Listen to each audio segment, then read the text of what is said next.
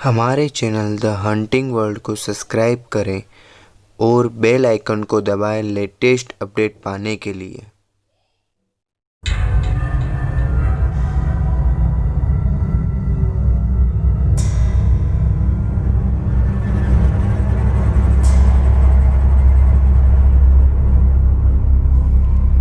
Hello दोस्तों, आज हम एक सत्य कहानी पर आधारित मूवी द कंजूरिंग के बारे में बात करेंगे।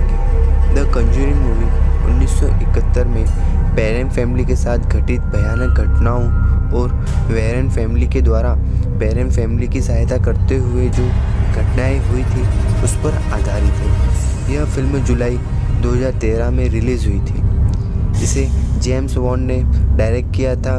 इस फिल्म में पैट्रिक विल्सन ने एड वॉरेन व पेरा फैमिली ने लॉरेन का किरदार निभाया है। फिल्म की शुरुआत में एड व लॉरेन अपने एक कॉन्फ्रेंस में ऑडियंस को अपने पैरानॉर्मल घटनाओं के बारे में बता रहे होते हैं। अगले सीन में पेरोन फैमिली अपने 5 बच्चों के साथ नए घर में शिफ्ट हो रहे होते हैं। यहाँ सब घर के अंदर चले जाते हैं, लेकिन उनका डॉग घर के अंदर जाना नहीं चाहता। वह घर के अंदर जाने से डरता है। इनकी 5 लड़कियाँ जो एंड्रिया, नैन्सी, क्रिस्टिन, सिडनी और अप्रैल होती हैं। अप्रैल को घर के बाहर एक पेड़ के नीचे म्यूजिक टॉय मिलता है जिसमें एक ग्लास लगा होता है। अगले सीन में ये लड़कियां हाइड एंड सीक खेल रही होती हैं। तभी लड़कियों से बाय मिस्टेक एक लकड़ी का प्लाई टूट जाती है जो किसी डोर को छुपाने के लिए लगाया गया होता है। रोचर्ड जब चेक करता है तब उसे उसके पीछे एक स्टोर रूम मिलता है जिसमें एक पियानो और कई सारी पुरानी चीज़ें होती हैं। कुत्ता बहुत परेशान होता है और लगातार भौंक रहा होता है, लेकिन वह घर के अंदर नहीं आना चाहता है। अगली सुबह जब कैरोलिन उठती है, उसके पैरों पर चोट के निशान दिखते हैं और आश्चर्यजनक रूप से उनके घर की सारी घड़ियाँ 3:07 पर रुक जाती हैं और फिर उनकी बेटी अप्रैल को उनका कुत्ता घर के बाहर मरा मिलता है।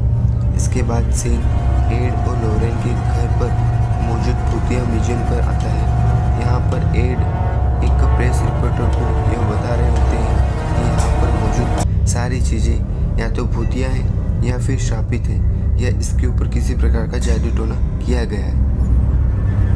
वापस से सीन उस फार्म हाउस पर आता है और जैसे ही घड़ी में 3:07 होते हैं, घड़ी रुक जाती है और फिर शैतानी घटनाएं शुरू होती हैं। क्रिस्टिन जब सो रही होती है, जब कोई उसे अदृश्य शक्ति उसका पैर पकड़कर खींचती है और उसे वहाँ गंदी बदबू भी आती है। और सिंडी चलते हुए इंडिया के रूम में चली जाती है और अलमारी पर अजीब तरह से अपना सिर मार रही होती है। दूसरे दिन सुबह कैरोलिन की बॉडी पर एक और चोट का निशान मिलता है। रोचर्ड जब घर से बाहर जा रहा होता है तब एक कुकुर उसे मरा दिखाई देता है। यह वाकया वहाँ किसी शैतान के होने के साइन के जैसा था। जब अप्रैल और कैरोलिन घर पर अकेले होते हैं, जब अप्रैल किसी लोरी नाम के लड़के से बात कर रही होती है जो कहीं भी दिखाई नहीं देता है। अप्रैल कैरोलिन को हाइड एंड क्लैप खेलने के लिए बोलती है और जब कैरोलिन उसको ढूंढती हुई एंड्रिया के रूम में पहुंचती है तब वहाँ अलमारी अपने आप खुल जाती है और उसमें से कोई हाथ निकाल कर क्लैप करता है। हालांकि कैरोलिन को इस बात से हैरानी होती है, लेकिन वह इस बात पर ज़्यादा ध्यान नहीं देती है। इसके बाद फिर से रात में सोते समय क्रिस्टिन का कोई पैर ज़्यादा फोर्स से खींचता है जिससे उसकी नींद खुल जाती है और वह डर जाती है। तभी उसे दरवाजे के पीछे कोई दिखता है जो उसे कहता है कि वह उसके फैमिली को ख़त्म कर देगा। हालांकि नैन्सी को वहाँ पे कुछ भी नहीं दिखाई देता है, लेकिन उसे वहाँ पे गंदी बदबू ज़रूर आती है। क्रिस्टिन यह बातें रोचर्ड व बाकी सभी लोगों को बताती है। इसके बाद फिर कैरोलिन को बताया जाता है जिसमें वह अपने शरीर पर चोटों के निशान को देख रही होती है जो पहले की तुलना में बहुत ज़्यादा बढ़ गए होते हैं। और तभी कैरोलिन को बच्चों के खेलने की आवाज़ आती है। तभी कैरोलिन बच्चों को डांटते हुए खेलने से मना करती है, लेकिन सारे बच्चे अपने कमरों में सो रहे होते हैं। तभी वहाँ अजीब घटना होती है। दीवार पर टंगे सारे फोटो फ्रेम टूटकर ज़मीन पर गिर जाते हैं तभी कैरोलिन को उसी लड़की की आवाज़ आती है और कैरोलिन उसे फॉलो करती है। फिर बेसमेंट का डोर अपने आप खुल जाता है। बेसमेंट में जाने के बाद वह वहाँ से वापस भागती है तो उसका डोर अपने आप बंद हो जाता है और वह सीढ़ियों से नीचे गिर जाती है। तभी वहाँ कैरोलिन की तरफ कोई एक बॉल फेंकता है और कैरोलिन वहाँ से भागती है और वहाँ अंधेरा हो जाता है। कैरोलिन माचिस जलाकर जब चेक करती है तब एक लड़की उसके पीछे से उसे डराते हुए क्लैप करती है और कैरोलिन वहीं फंस जाती है। दूसरी तरफ एंड्रिया के रूम में सैंडी वापस अपना सर उस अलमारी पर मार रही होती है। एंड्रिया उसे अपने बेड पर सुला लेती है, लेकिन तभी उस अलमारी का डोर अपने आप खुल जाता है। जब एंड्रिया उस अलमारी को चेक कर रही होती है तब उस अलमारी के ऊपर बैठा और उनका प्रेत उस पर अटैक कर देता है। इसी दौरान रोचर वहाँ पहुँचता है और उसे हर जगह से चिकने की आवाज़ आती है। रोचर बेसमेंट का डोर ओपन कर कैरोलिन को वहाँ से निकालता है और फिर यह दोनों जाकर ऊपर लड़कियों को संभालते हैं। यह सब घटनाओं से बहुत डर जाते हैं। फिर कैरोलिन एड और लोरेन से मिलती है, उन्हें घर आने के लिए कहती है। एड और लोरेन दोनों कैरोलिन के घर आते हैं। रोचर व कैरोलिन बताते हैं कि दिन प्रतिदिन हालात बिगड़ते जा रहे हैं और सारी घटनाओं के बारे में उन्हें जानकारी देते हैं। तब एड का कहना होता है कि यह किसी शैतान के होने के संकेत है। फिर यह लोग स्टोर रूम में जाते हैं। वहाँ जाने के बाद लोरेन को यह एहसास होता है कि वह कुछ बुरा हुआ था। एड घर में वे सारी घटनाओं के बारे में कैरोलिन से पूछताछ करते हैं और उन सभी बातों को रिकॉर्ड करते हैं। दूसरी तरफ लोरेन अप्रैल से उसके दोस्त लोरी के बारे में पूछती है तो अप्रैल लोरेन को वह म्यूज़िक टॉय देती है। लोरेन उस म्यूज़िक टॉय को प्ले करती है तब उसे उस टॉय के गिलास में एक प्रेत आत्मा दिखती है जो कि रोडी की होती है। फिर लोरेन उस पेड़ के पास जाती है जहाँ यह टॉय अप्रैल को मिला था। लोरेन को वह शैतान प्रेत दिखता है जो पेरोलिन फैमिली को परेशान कर रहा होता है। लोरेन एड व पेरोलिन फैमिली को बताती है कि इस जगह पर एक काली छाया है जो उसे घर में आते ही दिखी थी पेरोलिन फैमिली के साथ, जो अब इस फैमिली से जुड़ गई है और इन पर हावी हो रही है और कहती है कि अगर वह इस घर को छोड़कर चले भी जाए तब भी यह प्रेत उनका पीछा नहीं छोड़ेगा। एड उन्हें बताते हैं कि इस घर का उन्हें एक्सोरिज्म करना पड़ेगा और इसके लिए उन्हें चर्च से परमिशन लेनी होगी। अगले सीन में रात में एड वह रिकॉर्डर प्ले करते हैं तब उसमें खाली एड की आवाज़ होती है, कैरोलिन की नहीं। लोरेन एड को उस घर की हिस्ट्री बताती है। इस जगह एक आदमी ने एक फार्म हाउस बनाया था जिसमें बाशेबा नाम की एक औरत से शादी की थी। बाशेबा काला जादू जानती थी। बाशेबा ने अपने 7 दिन के बच्चे को आग में जलाकर उसकी बलि चढ़ा दी थी। जब उसे पति ने उसे ऐसा करते हुए देखा तब बाशेबा ने वहाँ से भागकर घर के बाहर वाले पेड़ से फांसी लगा ली। इसके बाद वह घर में कई सारी और मौतें भी हुई, जैसे एक लोरी नाम का लड़का गायब हो गया था और फिर उसकी माँ ने उसके स्टोर रूम में सुसाइड कर लिया था। इसके अलावा पड़ोस के घर की नौकरानी ने भी वहाँ पे खुदकुशी की थी और एक बच्चे की यहाँ तालाब में डूबकर मौत भी हुई थी। उसी वक्त वह रिकॉर्डर अपने आप प्ले होने लगता है, लेकिन इस बार उसमें एड की आवाज़ के अलावा उसमें एक अजीबोगरीब एक प्रेत की आवाज़ भी सुनाई देती है और उसी वक्त घड़ी में 3:07 होते हैं। अगली सुबह एड लोरेन अपने सारे यंत्र लेकर पेरोलिन फैमिली के साथ उसके घर चले जाते हैं। उसके साथ गुरु थॉमस नाम का एक लड़का भी आता है, एक पुलिस ऑफिसर जिसका नाम बेड भी है। यह लोग घर में हर जगह कैमरे व वॉइस रिकॉर्डिंग करने के लिए माइक लगा लेते हैं। उसी दौरान लोरेन कैरोलिन की फैमिली के एक फ़ोटो फ्रेम देखती है और वह अपनी साइक पावर से ये समझ जाती है कि उन लोगों ने फ़ोटो खिंचाते वक्त जो समय गुजारा था वह समय कैरोलिन की ज़िंदगी का सबसे खास समय। फिर एड घर में हर जगह हॉली वाटर छिड़कते हैं और वहाँ एक क्रॉस भी रखते हैं ताकि वह वहाँ पे कोई भी शैतानी ताकत हो तो उसे इससे तकलीफ हो, ताकि वह कोई भी हरकत करे और यह लोग उसे रिकॉर्ड कर सकें। फिर बेसमेंट का डोर अपने आप खुलता है और एड लोरेन दोनों बेसमेंट में जाते हैं, पर उन्हें वहाँ कुछ भी नहीं मिलता है। लेकिन जैसे ही वह वहाँ से बाहर आ रहे होते हैं, बेसमेंट का डोर अपने आप बंद हो जाता है। इसके बाद उस रात कुछ भी नहीं होता। अगली सुबह सब नाश्ता कर रहे होते हैं। एड कैरोलिन को बोलता है, तुम आराम कर लो, मैं और लोरेन सब संभाल लेंगे। इसके बाद लोरेन बाहर कपड़े सुखा रही होती है, तब उसे बाशिबा कपड़े के पीछे दिखती है। फिर वह कपड़ा उड़कर कैरोलिन की खिड़की पर जाता है। जैसे ही वह कपड़ा वहाँ से हटता है, लोरेन को कैरोलिन की खिड़की में बाशिबा का प्रेत दिखता है। इससे पहले लोरेन कैरोलिन तक पहुँचती, बाशिबा उसे पजेश कर लेती है और अब इस घर में भयानक भूतिया घटना होना स्टार्ट हो जाती है। सबसे पहले रात में पुलिस ऑफिसर को एक लड़की की आवाज़ सुनाई देती है। फिर उसे वह नौकरानी की आत्मा दिखती है जिसने सुसाइड किया था। फिर यह आत्मा बेड को डराती है। इसके बाद नैन्सी नींद में चलते हुए एंड्रिया के रूम में जाती है और उस रूम का डोर लॉक हो जाता है। जब नैन्सी नींद में चल रही होती है, तब कैमरास फोटो लेते हैं। इसका मतलब यह है कि नैन्सी के साथ और कोई भी है।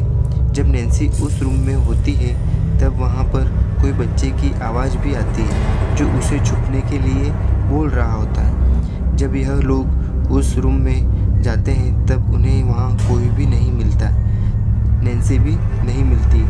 एड जब यूवी लाइट से ढूंढता है, तब वह उसे अलमारी के पीछे दो दीवारों के बीच में मिलती है। अप्रैल लोरेन को बताती है, जब भी रोडी डरा हुआ होता है, तब वह उसी जगह पर छुपता है। फिर लोरेन वहाँ जाती है। फिर उसे वहाँ बच्चों के खिलौने दिखते हैं। वहीं लोरेन को म्यूजिक बॉक्स की जगह भी दिखती है। इसके बाद लोरेन को वहाँ एक रस्सी मिलती है। इससे बाशिबा ने आत्महत्या की थी। फिर वहाँ एक लकड़ी टूट जाती है और लोरेन वहाँ से गिरते हुए स्टोर रूम में पहुँच जाती है। लोरेन वहाँ म्यूजिक बॉक्स की ग्लास में देखती है तो उसे वहाँ रोडी की माँ की आत्मा दिखती है जो रो रही होती है। रोडी की माँ की आत्मा लोरेन से बोलती है कि उसने मुझसे ऐसा कराया था। फिर वह वहाँ से गायब हो जाती है। इसके बाद लोरेन को बाशिबा की एक शैतानी प्रेत दिखती है जो कि लोरेन को डराती है। जब लोरेन वहाँ से भागती है तो उसके गले में जो लॉकेट होता है उसे पकड़कर वह पीछे खींचती है। वह लॉकेट टूटकर वहीं गिर जाता है। यह लॉकेट लोरेन को उसकी बेटी ने दिया था। इस लॉकेट में उसकी बेटी जूली की फ़ोटो भी थी। लोरेन वहाँ से भागकर स्टोर रूम से बाहर आती है और सबको बताती है कि यह बुरी आत्मा माँओं पर हावी होती है और फिर माँ से उनके बच्चों की हत्या कराती है और वह कैरोलिन पर भी हावी हो रही है। और रोज़ रात कैरोलिन की बॉडी पर जो चोट के निशान आते हैं वह भी यह बुरी आत्मा ही करती है। इसके बाद घर में मौजूद सारे क्रोस जमीन पर गिरने लगते हैं। इसके बाद नैन्सी को कोई अदृश्य शक्ति बालों से पकड़कर यहाँ वहाँ पटकती है। वह लोग नैन्सी को बचाते हैं। अगले सीन में दिखाते हैं कि यह लोग घर छोड़कर जा रहे होते हैं। उसी दौरान लोरेन को उसकी बेटी की आवाज़ आती है और उसकी बेटी तालाब में बहते हुए दिखाई देती है। लोरेन इस बात से बहुत डर जाती है और जूली को लेकर बहुत चिंतित होती है। वह एड को बोलती है कि यह एक प्रकार की चेतावनी है। अगले सीन में हम देखते हैं कि एड लोरेन एक फादर को उस घर से इकट्ठा हुए सबूत दिखाते हैं, जिसमें नैन्सी की फ़ोटो भी होती है, जिसमें नैन्सी के साथ रोडी को भी देखा जा सकता है। फादर एड लोरेन को बोलते हैं कि उन्हें एक्सोर्सिज्म करने के लिए वेटिकन से परमिशन लेनी होगी क्योंकि यह फैमिली कैथोलिक नहीं है। अगले सीन में एड की बेटी जूली को दिखाया जाता है। यहाँ वह शैतान बाशिबा लॉकेट की सहायता से पहुँच जाती है और सोते हुए जूली के पैर को खींचती है। तभी जूली की नींद खुलती है और वह एड लोरेन को खोजते हुए बाहर निकलती है। तभी जूली डरकर एक कमरे में चली जाती है। वहाँ हम बाशेबा को देखते हैं जो कि श्रापित एनाबेल डॉल के साथ दिखाई देती है और जूली को चोट पहुंचाने की कोशिश करती है, लेकिन सही समय पर वहाँ एड लॉरेन पहुंच जाते हैं और जूली को बचा लेते हैं। दूसरी ओर कैरोलिन क्रिस्टीन और अप्रैल को लेकर गाड़ी में कहीं जा रही होती है। यह बात रोचर्ड को पता चलते ही वह एड को बताता है। लॉरेन उन्हें बोलती है कि वह उन्हें लेकर उस घर में जा रही है क्योंकि वह शैतान माँ को काबू कर बच्चों की हत्या कराता है। फिर यह सभी उस घर में पहुँचते हैं। जब यह वहाँ पहुँचते हैं तब कैरोलिन क्रिस्टीन को मारने वाली होती है।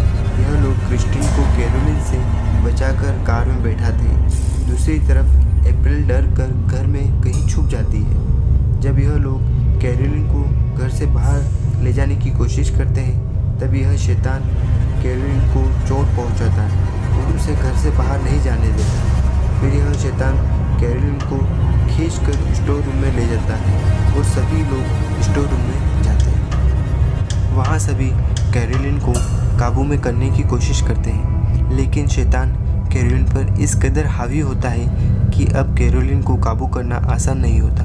दूसरी तरफ ग्रू थॉमस घर में अप्रैल को ढूंढ रहा होता है। यहाँ कैरोलिन इस कदर बेकाबू हो जाती है कि वह सब पर अटैक करना चालू करती है। यह लोग कैरोलिन को एक चेयर से बांध देते हैं और फिर कैरोलिन की हालत देखते हुए एड उसका एक्सोर्सिज्म करने का निर्णय लेता है। जैसे ही एक्सोर्सिज्म की प्रक्रिया चालू होती है यह शैतान बेकाबू होने लगता है, लेकिन एड नहीं रुकता।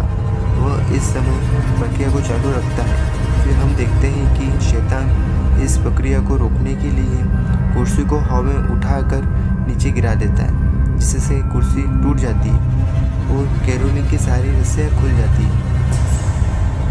और फिर यह प्रेत एड को मारने की कोशिश करता है। उसी दौरान ग्रू थॉमस को अप्रैल मिल जाती है। जैसे ही कैरोलिन को पता चलता है कि अप्रैल कहाँ है वह उसे मारने के लिए दौड़ती है।